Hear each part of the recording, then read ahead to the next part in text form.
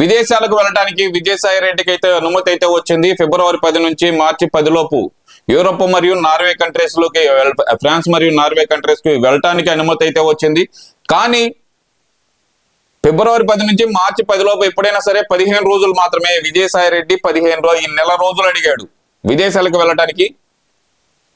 జగన్మోహన్ రెడ్డి ఇక్కడికి రాగానే ఆయన పాపం పిటిషన్ వేశాడు. మరి అక్కడ దీనికి దానికి మధ్య ఏం లింక్ ఉందో ఇక్కడైతే అర్థం కావట్లేదు. కానీ నెల రోజులు నేను విదేశీ పర్యటనకు వెళ్ళాలి, ఫ్రాన్స్ నార్వే వెళ్ళాలి అని చెప్పి పిటిషన్ వేస్తే కనుక సిబిఐ కోర్టు 15 రోజులకు మాత్రమే అనుమతి ఇచ్చింది.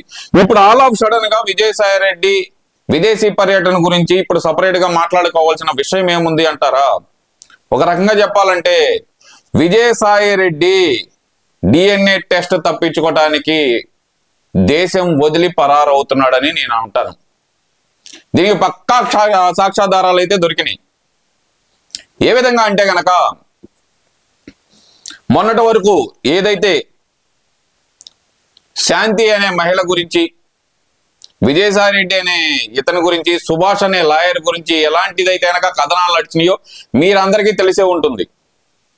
కానీ ఇప్పుడు ఈ కేసులో ఏదైతే శాంతి ఎవరైతే కనుక ఎండోమెంట్ ఆఫీసర్ గా పనిచేసిందో శాంతి, ఆమె భర్త మదన్ మోహన్ ఆరోపించిన విధంగానే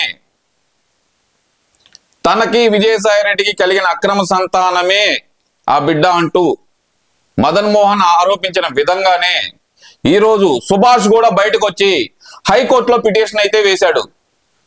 శాంతిని ఒప్పించండి, డిఎన్ఏ టెస్ట్ కు నేను సిద్ధం, ఇంకో వ్యక్తి ఎవరి పేరు అయితే వస్తుందో అతనికి, ఈ పిల్లాడికి డిఎన్ఏ టెస్ట్ చేయడానికి శాంతిని ఒప్పించండి. ఆ శాంతి నా కుటుంబంలో చిచ్చు పెడుతుంది, నా భార్యను నడి రోడ్డు మీద కొడుతుంది, నా ఇంట్లోకి వచ్చి నా సామాన్లు పగల కొడుతుంది అంటూ హైకోర్టును అయితే ఆశ్రయించాడు. ఇది జరుగుతున్న తరుణంలోనే విజయసాయి రెడ్డి సిబిఐ కోర్టులో పిటిషన్ వేసి విదేశాలకు జంప్ అవుతున్నాడు.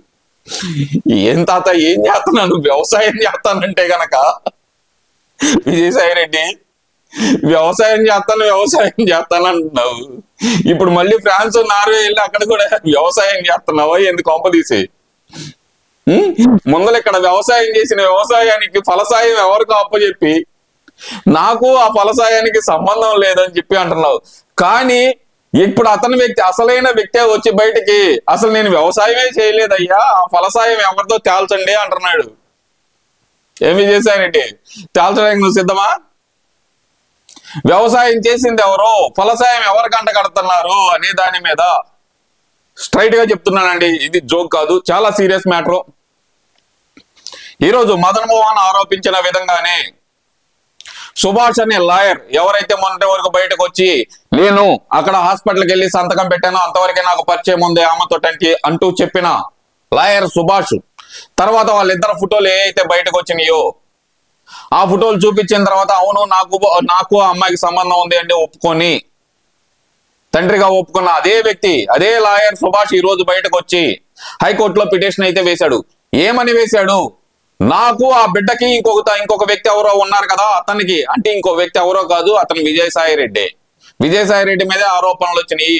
ఆ విజయసాయి రెడ్డికి ముగ్గురికి డిఎన్ఏ టెస్ట్ చేయించడానికి ఆయన అయితే పిటిషన్ వేశాడు. ఈ డిఎన్ఏ టెస్ట్ నుంచి తప్పించుకోవడానికే విజయసాయి రెడ్డి విదేశీ పర్యటన అనే డ్రామాలో ఆడుతున్నాడు. కానీ ఇక్కడ జరుగుతున్న ట్విస్ట్ ఏందయ్యా అంటే గనక హైకోర్టులో పిటిషన్ వేశారు, విచారణ జరుగుతుంది.